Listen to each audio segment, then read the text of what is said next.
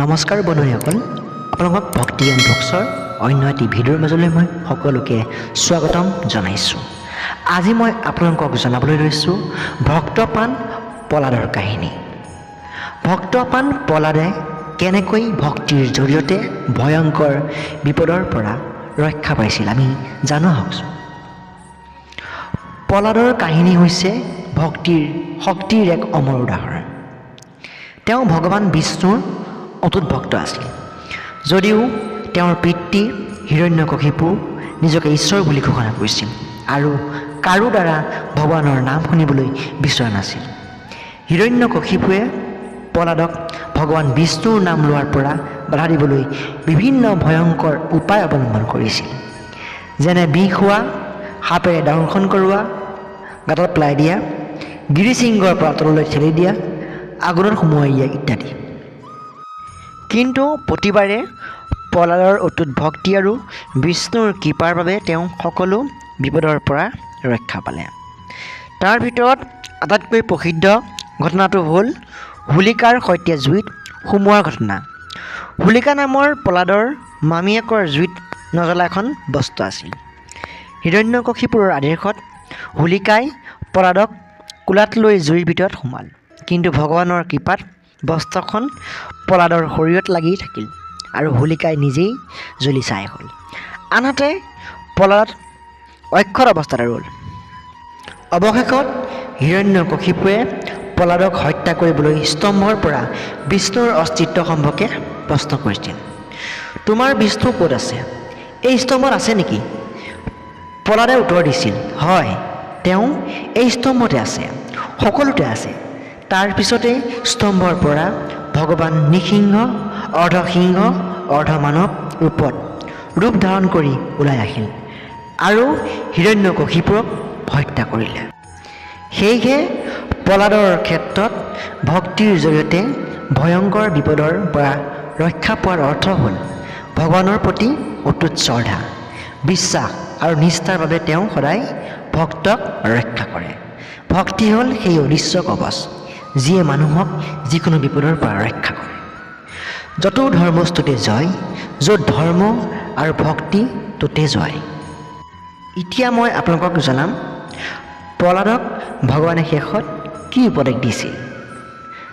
ভগৱান নৃসিংহদেৱই হিৰণ্যকশিপুৰক বধ কৰাৰ পিছত প্ৰহ্লাদক শান্ত কৰিবলৈ আৰু তেওঁৰ ভক্তিৰ প্ৰতি সন্তুষ্টি প্ৰকাশ কৰি বিভিন্ন আধ্যাত্মিক উপদেশ দিছিল। এই উপদেশবোৰ ভাগৱত পুৰাণ, বিশেষকৈ স্কন্ধ ৭ আৰু অন্যান্য পৌৰাণিক গ্ৰন্থত বৰ্ণিত আছে। প্ৰহ্লাদক দিয়া প্ৰধান উপদেশসমূহ হ'ল ভগৱানৰ প্ৰতি একান্ত ভক্তি, অৰ্থাৎ ভক্তি যোগৰ উপদেশ। ভগৱানে প্ৰহ্লাদক কৈছিল যে জীৱনৰ চূড়ান্ত লক্ষ্য হ'ল ভগৱানৰ প্ৰতি অবিচলিত ভক্তি।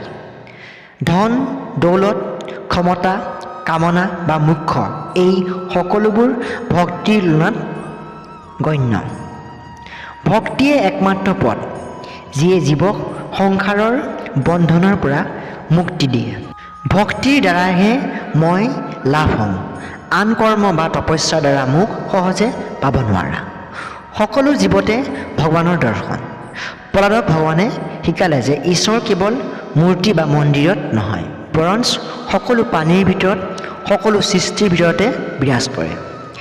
এগৰাকী সঁচা ভক্তই সকলো জীৱতে ভগৱানক দেখে আৰু সকলোৰে প্ৰতি সমান দৃষ্টি ৰাখে। অহংকাৰ আৰু দুৰহংকাৰৰ পৰা মুক্তি। যদিও প্ৰহ্লাদ নিজেই অহংকাৰীহীন আছিল, ভগৱানে সাধাৰণ ভক্তসকলক শিকাবলৈ কৈছিল যে ভক্তি আৰু জ্ঞানৰ লগতে বিনয় অতি প্ৰয়োজনীয়। অহংকাৰে আধ্যাত্মিক প্ৰগতিক বাধা দিয়ে। ধৰ্মৰ পথত অটল থকা। ভগৱানে প্ৰহ্লাদক উপদেশ দিছিল যে তেওঁ যেন সদায় ধৰ্ম, সত্য আৰু ন্যায়ৰ পথ অনুসৰণ কৰে আৰু অধৰ্মী লোকৰ সৈতে সহযোগিতা নকৰে। এই কথা প্ৰহ্লাদে নিজৰ পিতৃৰ বিৰুদ্ধেও প্ৰমাণ কৰিছিল। ভক্তিৰ দ্বাৰাহে মুখ্য।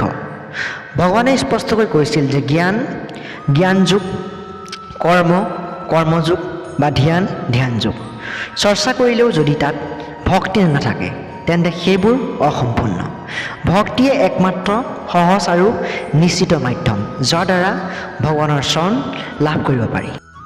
বন্ধু বান্ধৱীসকল, আজিৰ ভিডিঅ'টোৰ কথাখিনি ইমানেই আছিল। আমি এই ভিডিঅ'টোৰ পৰা শিকিব পাৰিলোঁ যে প্ৰহ্লাদক দিয়া এই উপদেশসমূহ কেৱল তেওঁৰ বাবেই নহয়, বৰঞ্চ সকলো ভক্তৰ বাবে এক আদৰ্শ হিচাপে প্ৰতিষ্ঠিত হৈছে।